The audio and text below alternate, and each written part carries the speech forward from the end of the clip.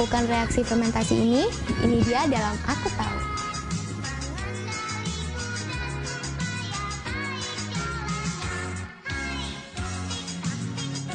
Setelah dingin, biji kedelai siap untuk diberi ragi.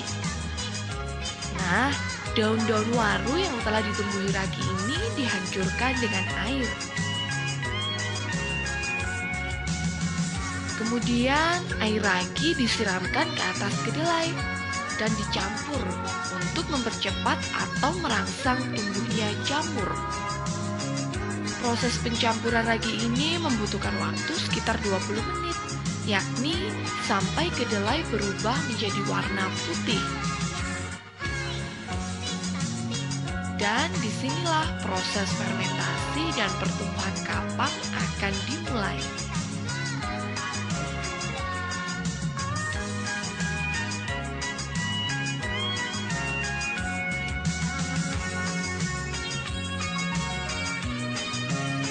Hasil reaksi fermentasinya akan berbeda-beda, tergantung pada jenis gula yang digunakan dan produk yang dihasilkan.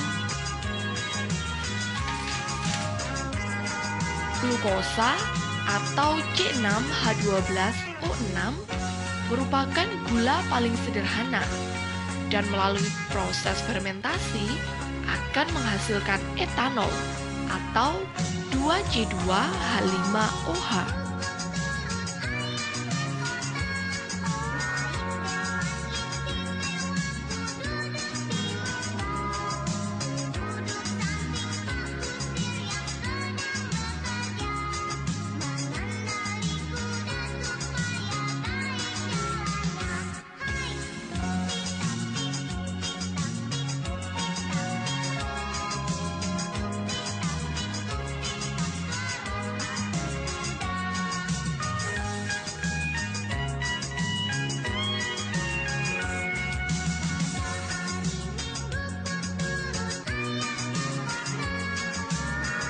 Bila campuran bahan fermentasi kedelainya sudah rata, kemudian akan dicetak pada lapisan plastik dan digantung.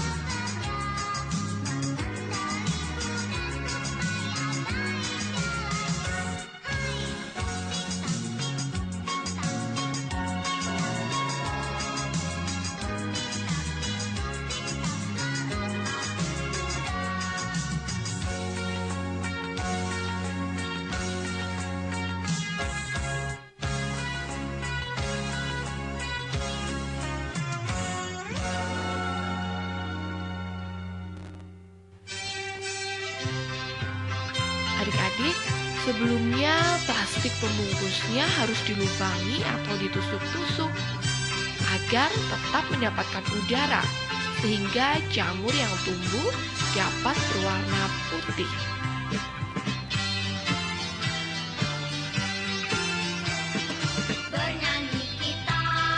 Lalu disimpan selama 2 hari dan siap untuk dijual ataupun digoreng kembali. Kemudian Pak Lukman, pemilik usaha ini, menceritakan awal mula sejarah tempe. Untuk sejarah tempe itu menurut referensi yang saya baca, ada dalam satu buku namanya Serat Centini. Itu di situ disebutkan bahwa ada suatu masakan pada zaman dulu di era Kerajaan Mataram itu yang menyebutkan ada kata-kata tempe. Nah, terus mungkin tempe itu juga berasal dari bahasa Jawa kuno, katanya yaitu tumpi.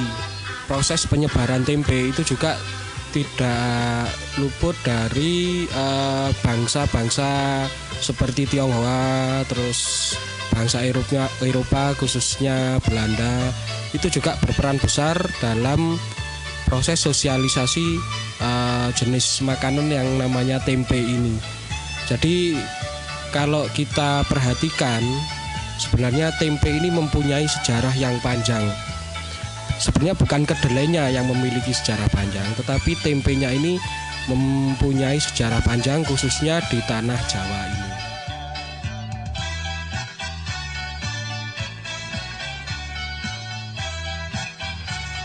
Adik-adik, tempe sangat berguna untuk kesehatan kalian loh. Sepotong tempe goreng sama halnya dengan mutu gizi 200 gram nasi. Selain itu, tempe juga mengandung asam lemak, vitamin B kompleks, mineral, dan antioksidan. Adik-adik, kapang tempe juga dapat menghasilkan enzim yang berguna bagi tubuh kita, yakni enzim fitase yang akan menguraikan asam fitat menjadi fosfor dan inositol. Lalu, sebagai antioksidan, kedelai memiliki 3 jenis isoflavon, yakni daidzein, glycitein, dan genistein, sehingga dapat menghambat proses penuaan dini. Tempe itu mempunyai kandungan gizi antara lain asam lemak, vitamin, mineral, antioksidan, itu ya. Lalu kalau untuk khasiatnya, tempe itu bisa digunakan untuk menangkal radikal bebas sehingga dapat menghambat proses penuaan, mencegah terjadinya penyakit degeneratif gitu ya, seperti jantung koroner, diabetes, kanker, dan lain-lain itu. Selain itu, tempe itu juga mengandung zat antibakteri yang menyebabkan diare. Juga bisa menurunkan kolesterol, mencegah penyakit jantung, hipertensi, dan lain-lain. Jadi untuk kandungan tempe itu sebenarnya sangat bermanfaat sekali, khususnya ini bagi adik-adik. Nah, itu juga bisa meningkatkan kecerdasan otak.